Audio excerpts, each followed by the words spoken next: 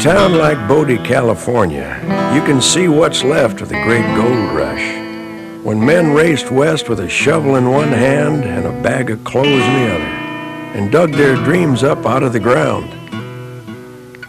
The California rush of 1849 lit a fire in men from around the world, calling them west to get rich or die trying. Well, sir, I was 16 at the time, and old-timers could remember when there was no such thing as the United States of America.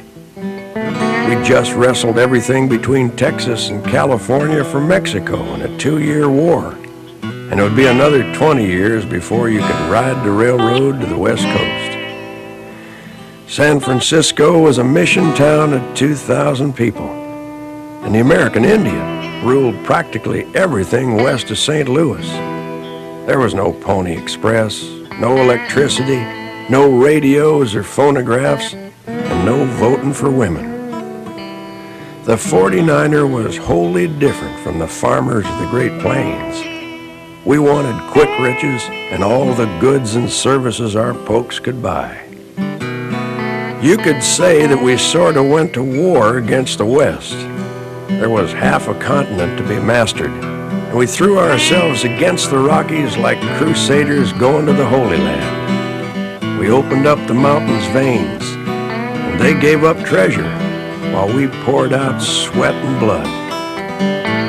We not only changed the land, gold molded the mind of the country. Every man a king. This was democracy at its simplest. Why, any guy with a pick and shovel, some sweat, and some luck could make himself fat for life. But for every fortune made, 1,000 miners saw their dreams blow away in the dust. Why, we were crazy with gold. When news of a strike reached a played-out mining town, we raced west to the next one. Boomtown spread like a fire across the sagebrush wilderness of Nevada, over the snowy peaks of Colorado, Wyoming, and Montana, and into the desert canyons of New Mexico and Arizona. 1,000 hellish towns sprang up with names like You Bet, Lawless, World Beater, Get Up and Get, and Dogtown. And like sparks from a fire, these towns flared and died in the blink of an eye. The gold and silver ran out, and by the turn of the century, hundreds of ghost towns were strewn across the western states. But old men like me remember an era of diehards and dreamers, of gamblers, desperados, and women of ill repute, when striking gold was like rolling the dice. Well, these old towns tell a tale of the wildest, fastest, most American era there ever was.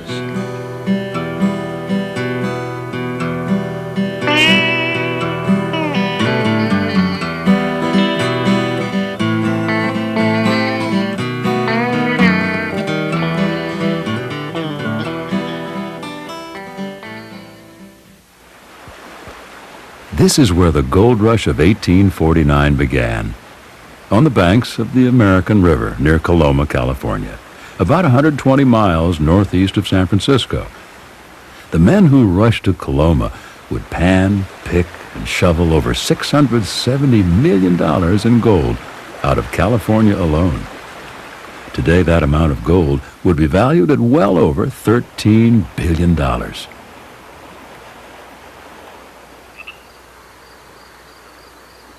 One cold morning in 1848, James Marshall stood at the edge of the American River, scanning for stray logs that might have washed up on the riverbank. Marshall was a foreman of a lumber mill and hoped to make his fortune sawing timber for homesteaders. But what caught Marshall's eye in the mud of the mill race, sparkling like the El Dorado itself, would turn his name into legend and changed the course of American history. Marshall told his workers, "Boys, I believe I have found a gold mine." He swore the mill workers to secrecy. But no animal on two legs could keep such a thing quiet. Rumors reached San Francisco first of nuggets the size of your fist sitting right out of the ground. Men left their wives and families.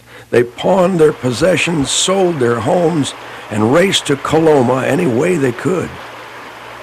Though the nuggets they found were a sight smaller than your fist, men were taking an ounce of gold a day, worth 17 U.S. dollars. By 49, the news had reached the east. Prospectors came by coach from the eastern states and by the boatload from Europe, South America, Australia, and China.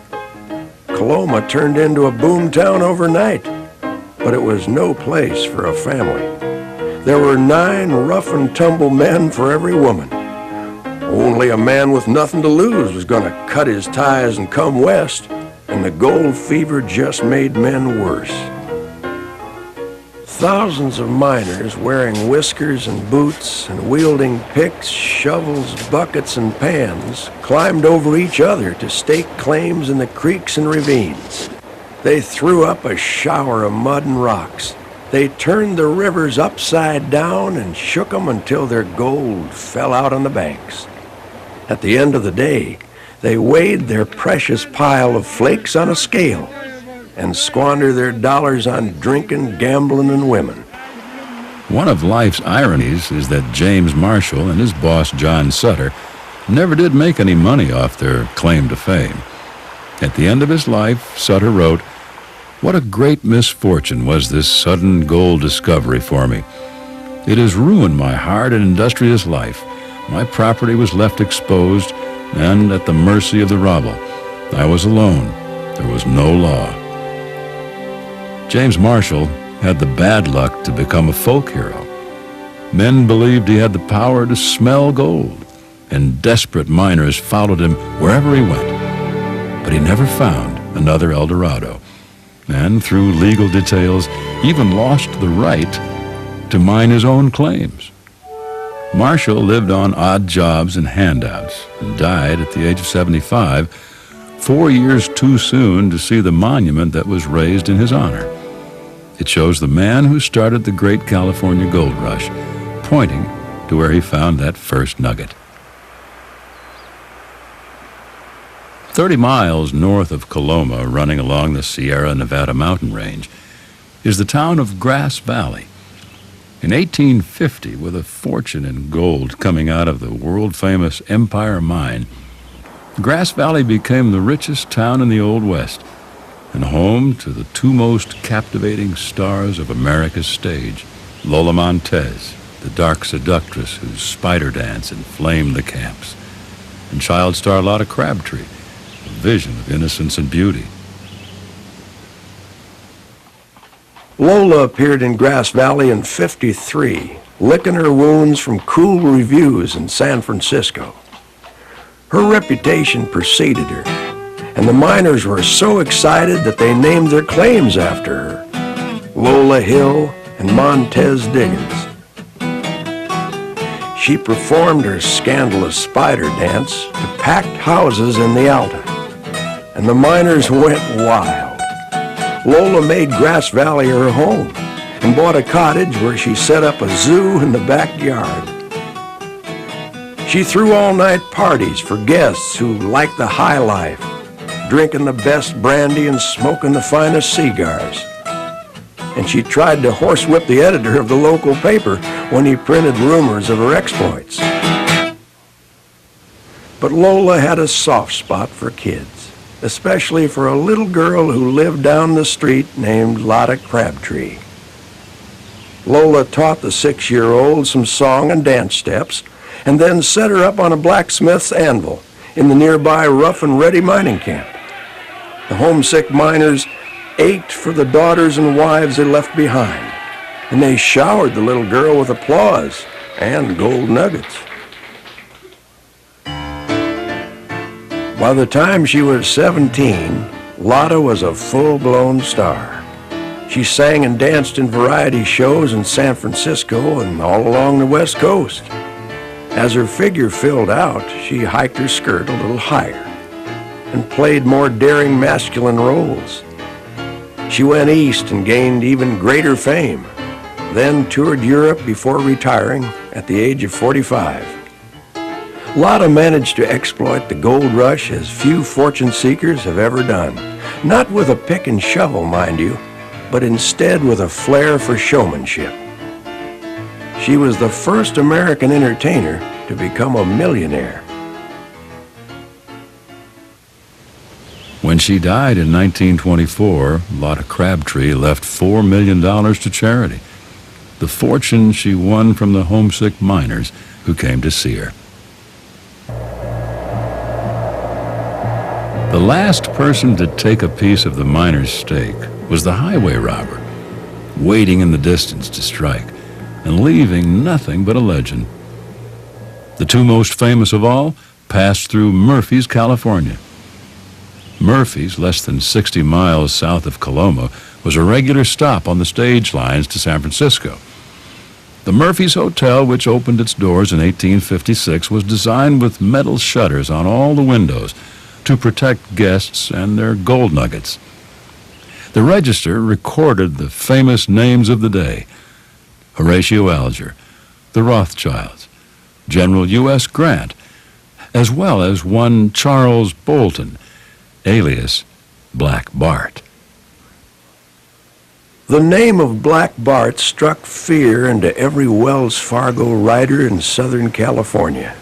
The masked bandit held up 27 bullion-carrying stagecoaches in 8 years from Calaveras County, California to the Oregon Territory. Brandishing a 16-shooter and a double-barreled shotgun, he ordered drivers, "Throw down the box," and then left behind rhymed verses in exchange for the gold. One poem went like this: "I've labored long and hard for bread, for honor and for riches, but on my corns too long you've tread, you fine-haired sons of bitches." His sense of humor and the fact that he never shot anyone earned him the title the Gentleman Bandit. When a lady threw her purse from the coach one day, he returned it, saying, "Madam, I do not wish your money. In that respect, I honor only the good office of Wells Fargo." Just outside of Murphy's, Black Bart's luck finally ran out. He took a bullet in the arm during a holdup. Worse, he dropped a handkerchief as he ran, and detectives traced its laundry mark to a San Francisco hotel and its owner, one Charles Bolton, a retired mining engineer. There, detectives arrested the infamous Black Bart. He was held in the Calaveras jail during the trial and was sentenced to San Quentin. Black Bart was released after 4 years and vanished without a trace. One of Black Bart's last rhymes could have been spoken over his grave. "So here I've stood while wind and rain have set the trees a-sobbin', and risked my life for that damn stage that wasn't worth the robbin'."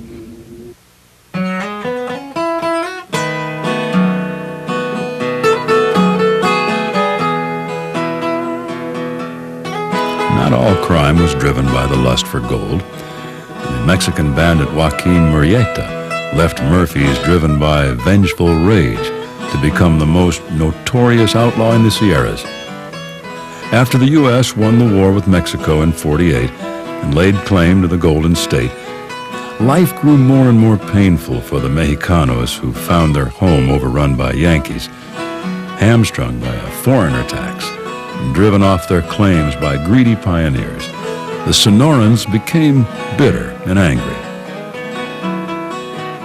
Nobody'd ever heard of Joaquin Murrieta before 1851. He was just one of 1,000 Mexican peasants living and working around Murphy's. But one day his brother was grabbed by a gang of ruffians who accused him of a petty theft. The mob didn't trouble themselves to hold a trial, and Joaquin watched the gringos lynch his brother and then gang rape Joaquin's beloved wife. Well, he swore vengeance that day against every man whose skin was white. They say he went on a rampage. and the stories of Joaquin's murderous doings got bloodier and bloodier with each telling. He and his gang hid out in the mountains south of Murphy's, striking into the surrounding area, and by 1852, they'd been accused of taking anywhere from none to 200 lives. A $3,000 price was set on the bandito's head, and Mexican War veteran Captain Harry Love led a band of California Rangers in pursuit of the reward. In July of 1853, Love captured a man he said was Joaquin Murrieta. If it was Joaquin, the justice he got was as bitter as his life. Love killed him, cut off his head, and put the trophy in a pickle jar. Joaquin's head was displayed in a museum in San Francisco for years, even though the bandit's sister claimed Love had executed the wrong man. Between the Sierra Nevadas and the Rockies, just over the mountains from California, sits the arid sagebrush wilderness known as the Great Basin. It was here, in this desert wasteland, that miners blundered onto the most fabulous strike of silver and gold ever made, the legendary Comstock Lode. Over $400 million came out of the Comstock mines from 1859 to 1878, which in today's market would be valued at over $6 billion. This was the single biggest gold and silver strike in our country's history, enough money to change the entire nation's economy and to fuel the richest and wildest boom town in the West. And Virginia City, Nevada was precisely that kind of place. The town was built right on top of the silver veins that dove deep into the heart of Sun Mountain, about 20 miles southeast of Reno, Nevada. Almost overnight, Virginia City grew from a collection of tents and shanties to a sprawling, rambunctious town of 25,000 characters, and so wild it had 6 churches and 100 saloons. One Virginia City saloon keeper distilled something he called tarantula juice. It was supposed to kill anything that bit you. It was so rich, it boasted fancy restaurants and drinking establishments, several Victorian mansions, and the famous Piper's Opera House, where the brightest stars on the American stage could be seen. Among them was Edwin Booth, a member of the nation's most famous stage family, and brother to the man who would slay President Lincoln 3 years hence.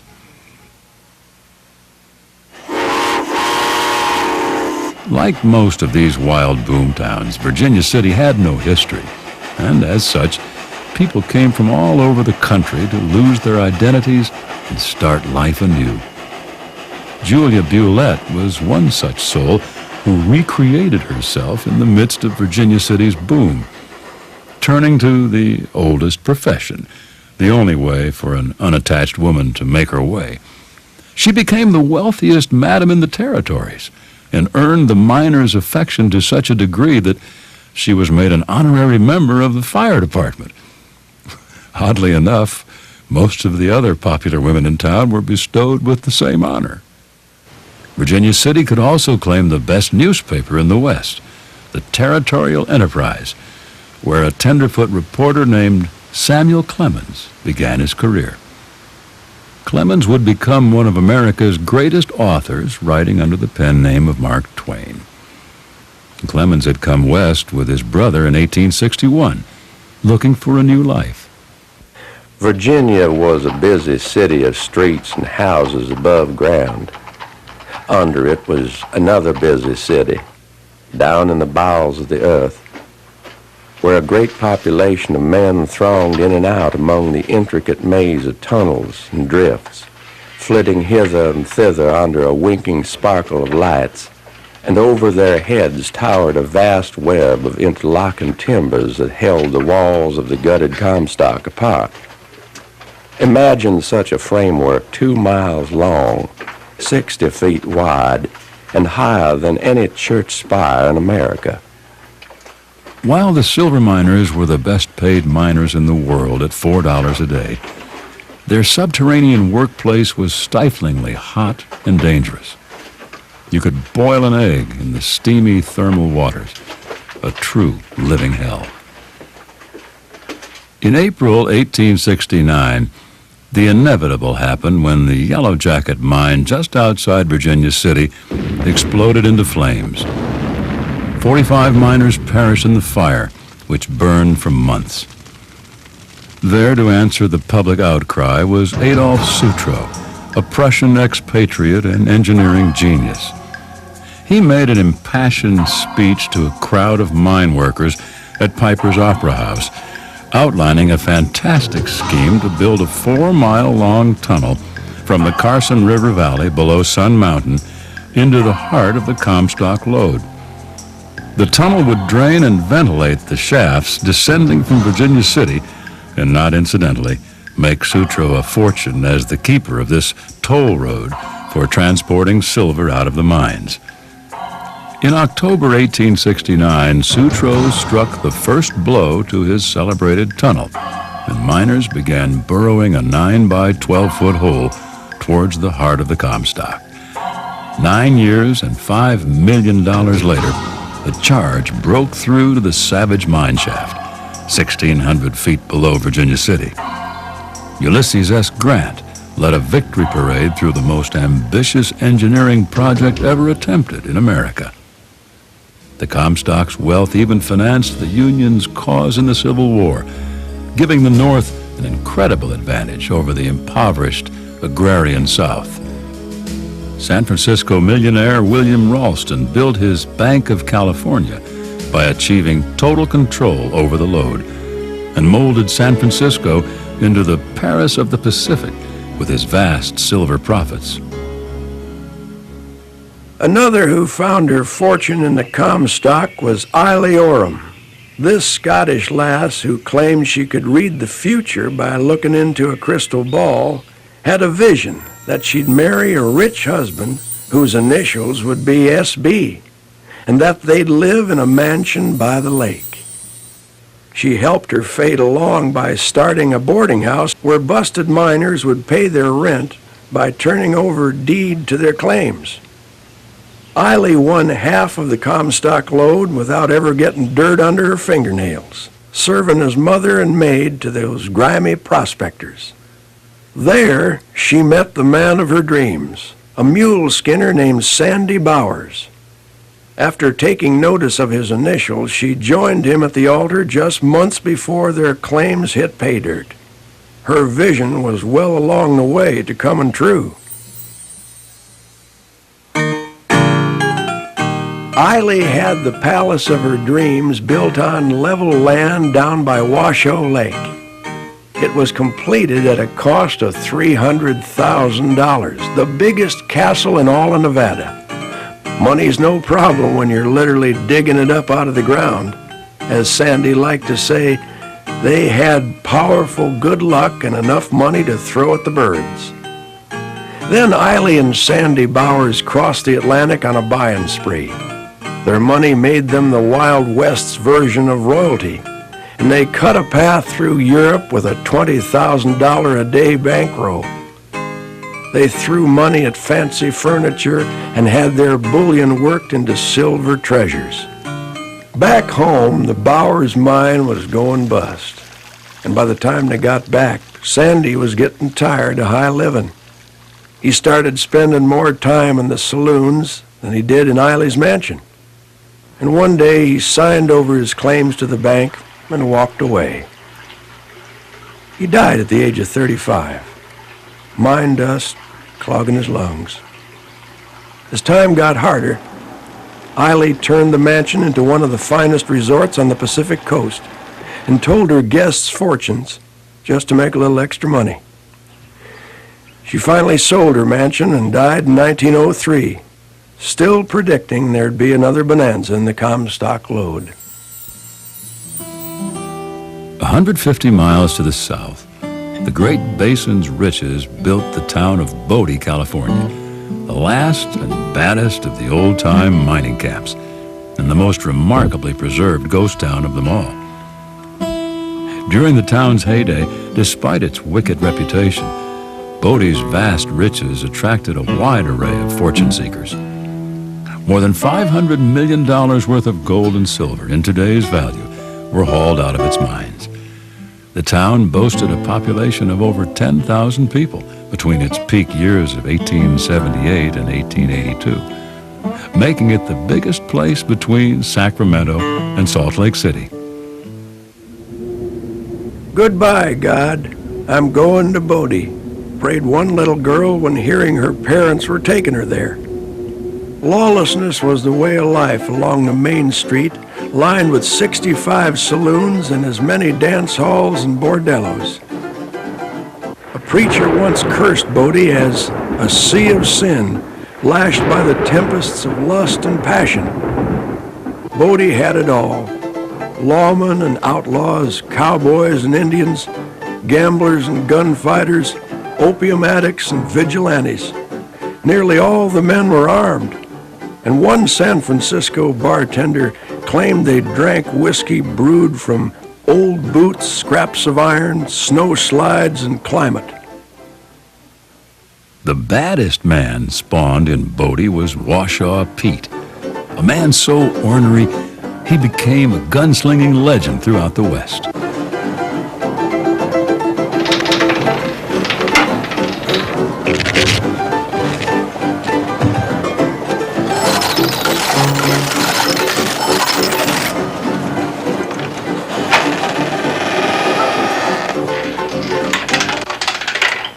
I'm bad. I'm chief in this here camp, and I can lick the man that says I ain't. I got an arm like a quart stamp and crush when I go for a man. I was born in a powder house and raised in a gun factory. I'm bad from the bottom up and clear grit plumb through.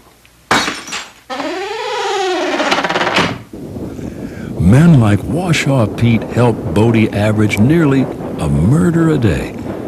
One reporter wrote in 1881, "Six-shooters are of no account unless they are used, and coffins will warp and be unfit for occupancy if allowed to stand in an undertaker's room." and with 100 drunks shooting off guns in the saloons, you were in more danger from stray bullets than from the one that was aimed right at you. Due to its rather seamy reputation, Bodie didn't attract many law-abiding citizens. The town, in fact, had two burying grounds, a tiny one for respectable folks and another for everybody else.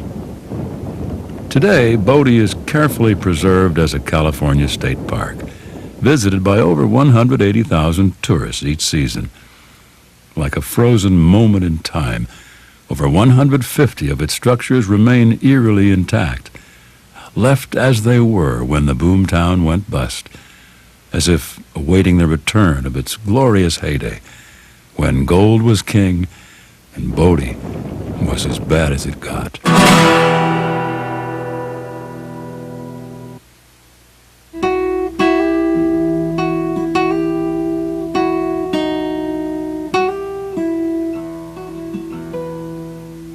I've looked for gold, but little I found.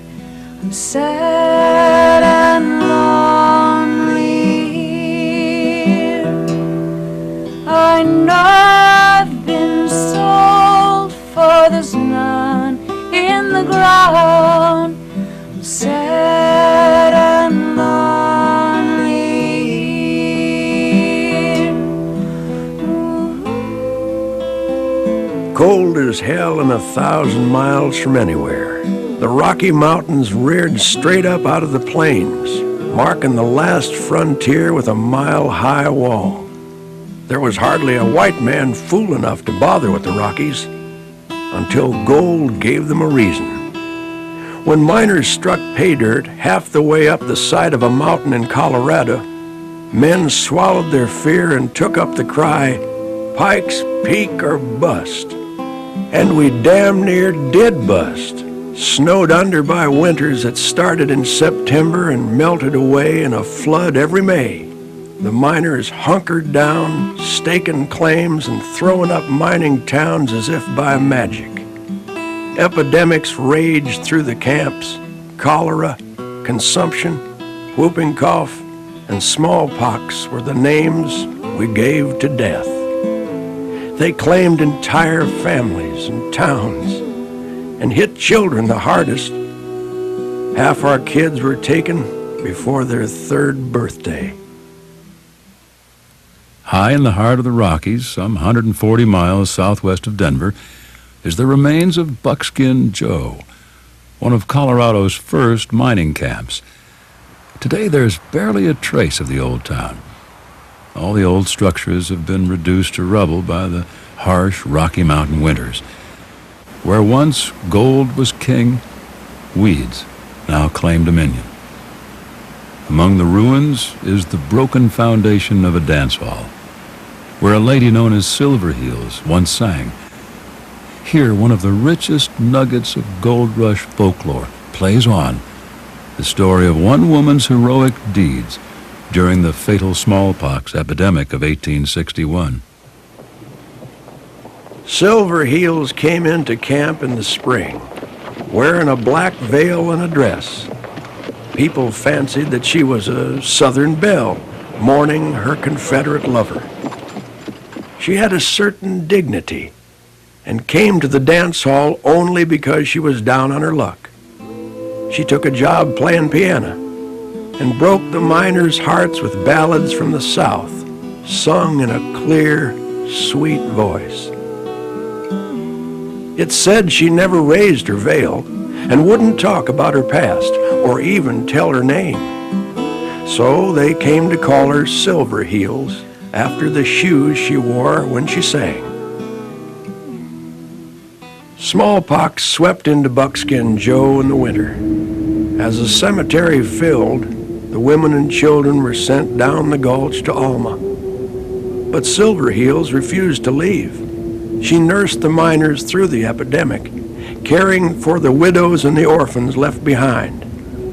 Finally, the fever overtook her as well. She fought the fever alone for nearly 2 weeks. When she was able, she gathered her strength and rose from bed. But when she looked in the mirror, she saw how the horrid pockmarks had stolen her beauty. When grateful miners took up a collection and brought it to her door, they found she had vanished. I've looked for friends, but few I found. I'm sad and lonely. No one's certain what happened to this angel of mercy. Some say she threw herself into a mine shaft, or that she stole away on a train. Years later, miners passing by the graveyard would say they caught a glimpse of a woman wearing a black veil wandering among the tombstones. Well, there's not much left of Buckskin Joe. Stands of aspen have grown up around this graveyard, and a clear stream runs past the broken foundations of the camp. And towering over it all is a memorial to one woman's courage and remarkable self-sacrifice. Mount Silver Heels.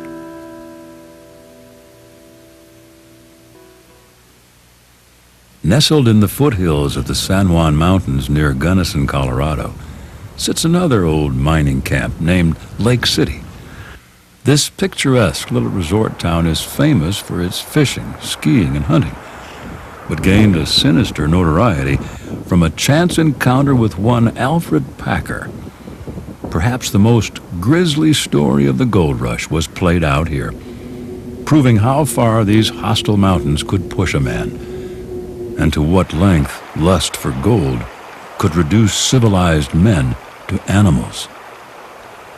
In November of '73, a party of prospectors left Salt Lake for Colorado's San Juan mines in search of gold.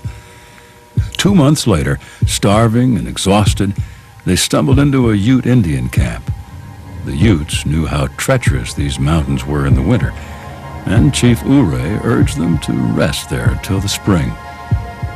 But 6 determined tenderfoots decided to push on, driven by the itch for gold. Led by Alfred Packer, they left on a 75-mile journey with 10 days of provisions. 6 weeks later, Packer showed up in town, alone. A bartender seen him paying for drinks out of different wallets and telling anyone who'd listen about how his party got lost in a blizzard and run out of food. People started asking questions. Where did he get all the money? And why wasn't he just skin and bones? But a Ute Indian came to town the next day carrying what looked like strips of human flesh he'd been picking up off the trail. The sheriff seized Packer on suspicion of murder and cannibalism. Well, them old jails were little thrown-up affairs, sometimes just a hut with sod walls and a roof. So it came as no surprise that Mr. Packer found his way out one night and fled to parts unknown. That spring, an artist from the East stumbled onto a grisly scene up by the pass. His sketches appeared in Harper's Weekly, along with a description that chilled folks to the bone.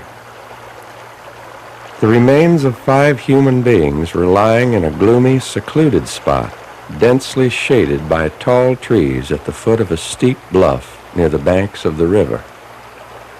Marks of violence on each body indicated that a most terrible crime had been committed there. The bodies had been picked over like a cured ham, with hack marks on the bones where flesh was peeled away. The remains were buried where the unfortunates had died, with only a boulder to mark the spot. Well, they hunted Packer for 9 years and finally caught him in '83. He was brought back to Lake City in shackles for what everyone expected to be a most entertaining trial. Packer told a gruesome story at his trial, and old ladies across the country gasped as they read his words in the newspapers. We crossed the lake and went into a grove of timber. All the men were crying, and one of them was crazy. Swan asked me to go up and find out if I could see something from the mountains. When I came back to the camp, after nearly being gone all day, I found the red-headed man, who had been crazy in the morning, sitting near the fire roasting a piece of meat, which he had cut off the leg of the German butcher. Alfred Packer claimed it was the red-headed man, Wilson Bell, who in his crazed state had killed the other men with a hatchet. When he came after Packer with the same hatchet, Packer said that he had to shoot him. It was self-defense. On Friday, the 13th of April, 1883, Judge Melville Gary handed down his sentence, saying, "Stand up and receive your sentence.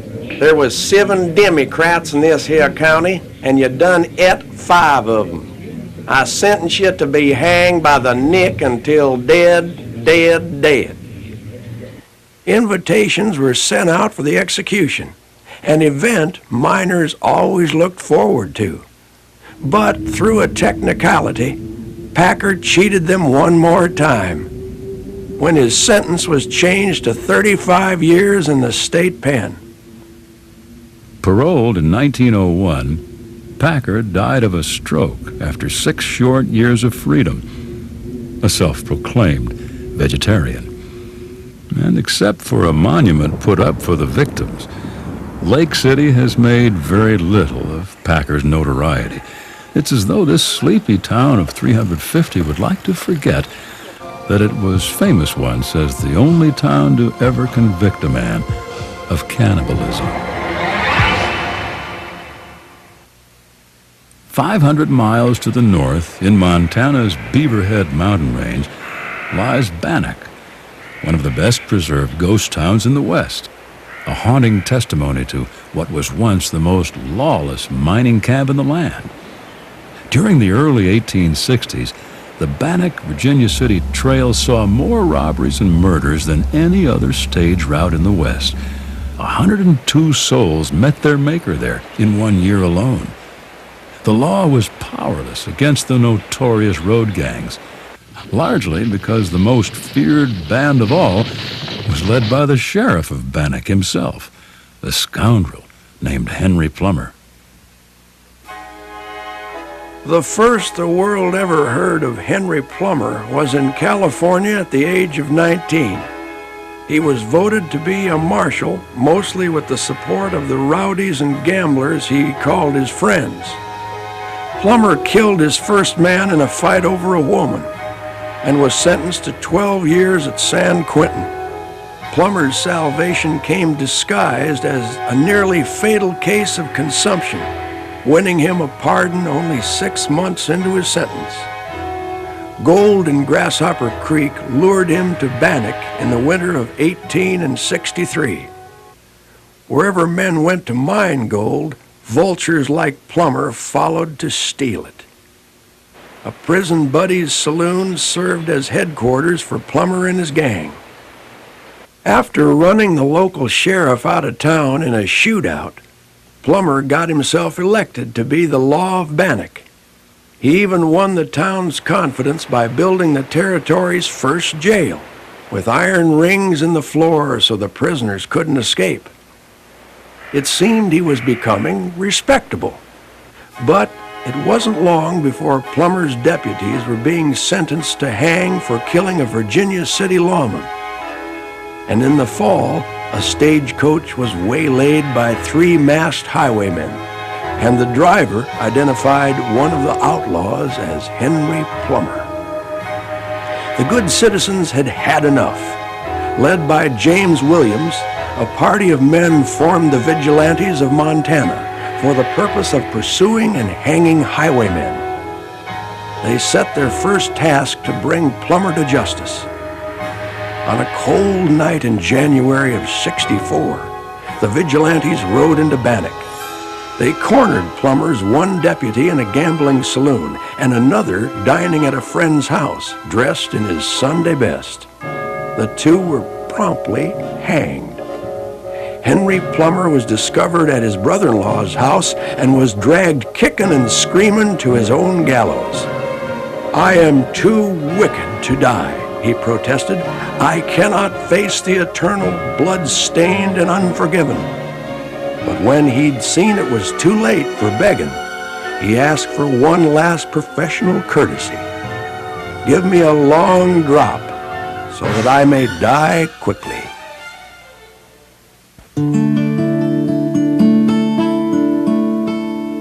New Mexico and Arizona were the last of the territories claimed by the gold rush. Prospectors who struck out for the Southwest walked the roughest road of all, into a hot, merciless climate with Indians fiercely intent upon holding their land, impassable terrain, and hardly any water.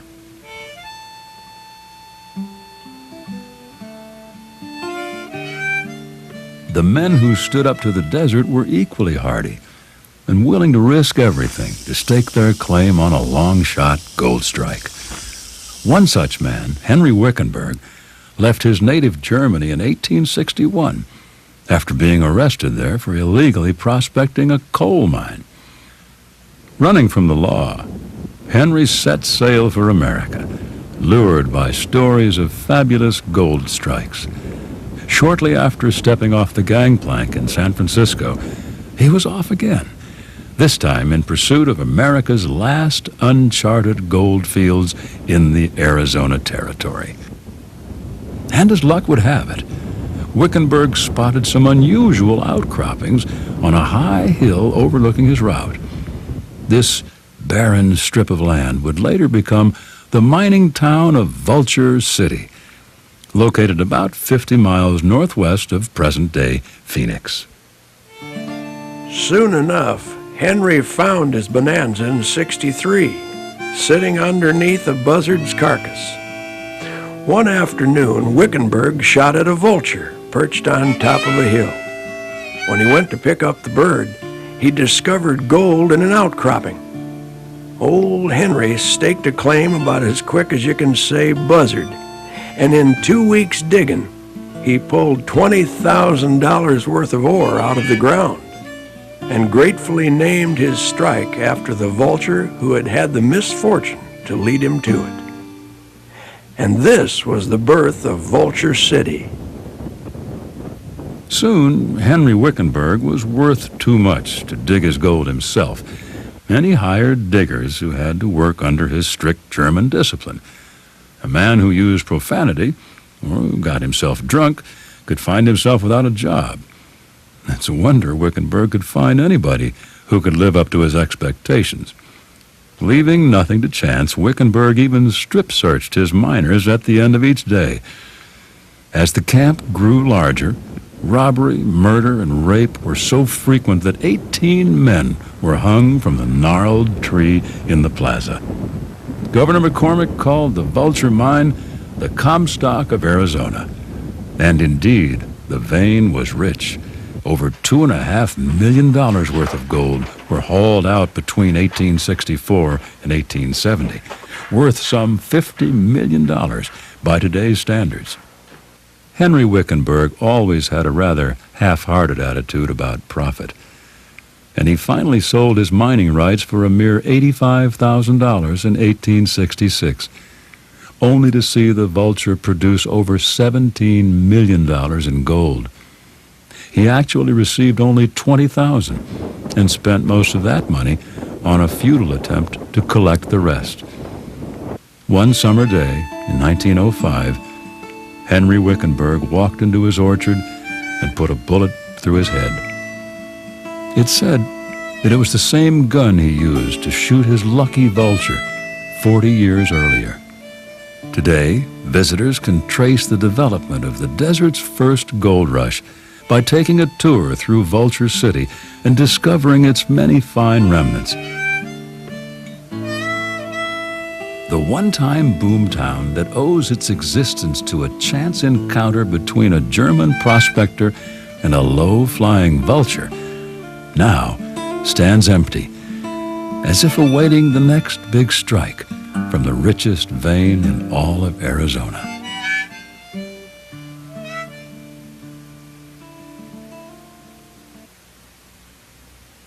By the 1880s, the American Indians' way of life was all but finished. Chiricahua Apaches had retreated to the sanctuary of the mineral-rich Mogollon Mountains of southwest New Mexico territory, where deep canyons and rocky hillsides offered a last desperate stronghold against the white settlers who had taken their homelands. The tribe was led by the legendary medicine man Geronimo and his two famous chiefs, Natchez and Mongus. But the miners' destiny brought them even this far into the desert mountains, establishing the town of Mogollon, named for a Spanish explorer 250 miles southwest of Albuquerque. While the roaring settlement had its share of saloon fights and stage holdups, Mogollon wasn't as wild as the earlier mining towns in California. Gold and silver mining was on its way to becoming a legitimate business, and the Mogollon mountain range was the most important mineral center in New Mexico. Over 20 million ounces of silver and 375,000 ounces of gold were mined out of these mountains. But the hostile Apaches were an ever-present threat. When rumors came that Indians were on the warpath, residents were evacuated to the mountainsides. Apaches raided the town and killed many miners up in the hills. The name Geronimo was feared by miners and Indians alike. Though his tribe was forced onto a reservation in the 1880s, Geronimo and a group of warriors escaped to lead a brilliant and deceptive guerrilla campaign through the Southwest and Mexico. They were accused of murdering thousands, but Geronimo said no one ever saw him lift a gun. U.S. Army cavalries with crusading scout General George Crook launched a full-scale pursuit in 1885 and finally captured the warriors in September of the following year. It had taken 18 months, a force of over 5,000 federal troops and Indian scouts, and $12 million, the largest military campaign in U.S. history, to take 36 Indian braves prisoner. Geronimo's surrender spelled the end of the Indians' domination of that part of the United States. The frontier now belonged entirely to the white man, and the miners of Mogollon threw themselves into their digging with redoubled efforts. Like the others, Mogollon kept giving up silver and gold, but each year the yield got a little smaller. The river of ore that brought us west was just a memory by the 90s. The wild mining days were over. What we all had in common was our short but glorious moment in history, along the road from dust to dust. The quiet of the desert and mountain was sacrificed to 100 little empires built on gold, wild and kicking and full of fire, until the treasure finally gave out, and everybody just moved on, leaving the buildings empty and the land used up. Kind of like a snake that shed its skin and crawled off somewheres else. The shells of the ghost towns remain. Relics. Kind of like me, waiting to whisper their stories to anyone who'll listen. Of the fools and gamblers who came for gold and wound up settling the American West almost by accident. Of banking empires and wars and a whole country built from nothing by a sea of gold. And of a dream of striking a vein deeper and brighter than anyone ever saw, just waiting round the next bend for you to come and stumble on it. Yes, sir, it was a time that brought out the best and the worst in all of us, and a moment in history that lingers on in all these ancient ghost towns of the West. When the gold fever raged, I was doing very well with my friends all around, young and old. 'Twas a long time ago, and I bade them farewell and embarked for the land of gold. Oh, miners, poor miners, hungry and cold, though poor, I return to my home far away. 'Twas a hard thing to part from those little ones so gay that were playing in the yard round my door. And my wife sobbed aloud as I started away, saying, farewell, I'll see you no more. Oh, miners, poor miners, hungry and cold, though poor, I'll return to my home far away. Now the little gold locket my wife used to wear seems to fade by disease with breath.